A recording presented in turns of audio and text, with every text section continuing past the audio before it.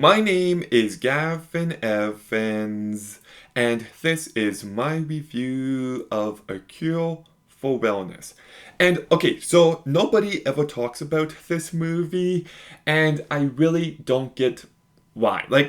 Okay, actually, the movie did bomb at the box office, and on Rotten Tomatoes, it has a 42% from both the critics and the audience. So either people haven't seen it, and if they have, they don't like it. So I might just be on an island with this one, but I think this movie fucking walks. So let's begin by talking about the cast. And Dane DeHaan does a really good job here. He carries the movie incredibly well, and his personality just matches the vibe of this movie so perfectly.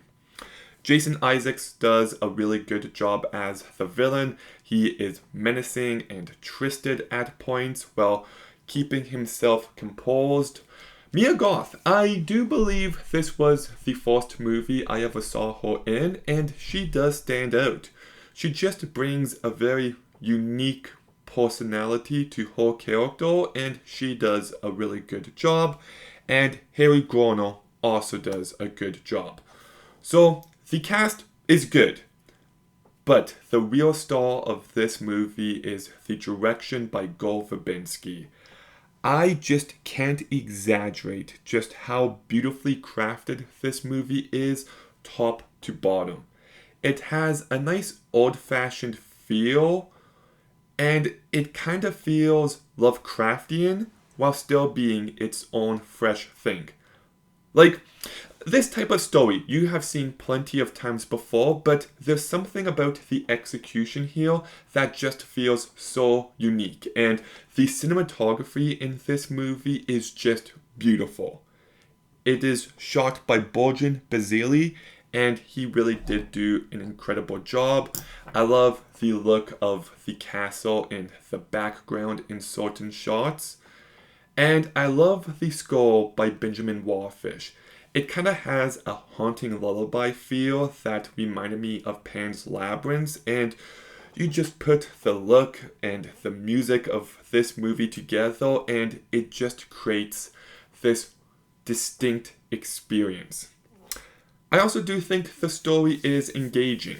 It has a very interesting backstory to it, and I love finding out answers. Like, you obviously know something is going on, you obviously know that the bad guys are bad, but it's just that slow, methodical pace that just escalates so well, and there are some truly horrific moments here.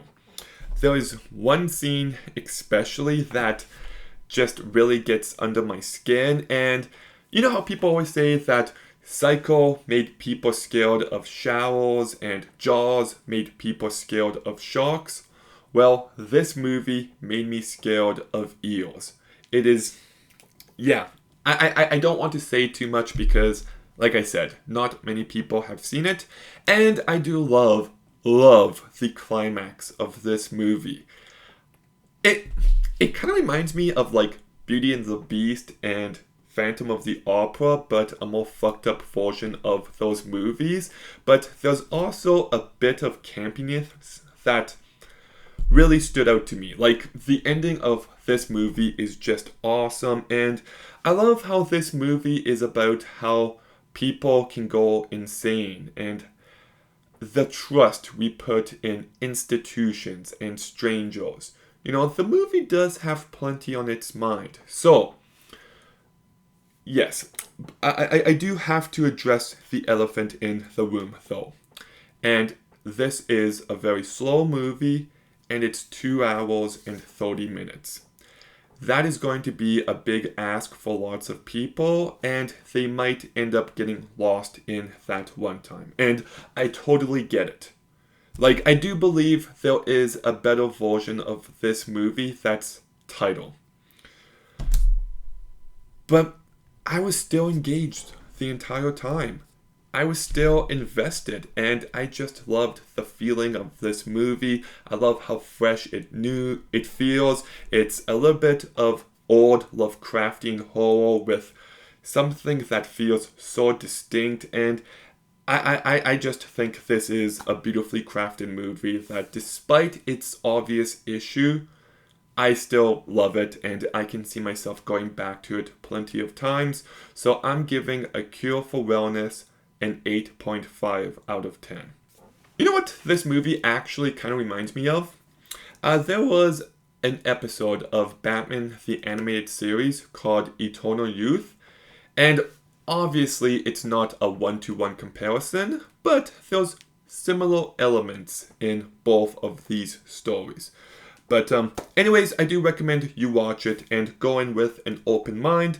Just know that it's very, very long. But A Cure for Wellness. Have you seen it? What did you think? Let me know in the comments down below. Make sure you like, comment, subscribe. Stay tuned for more videos soon. And Gavin out.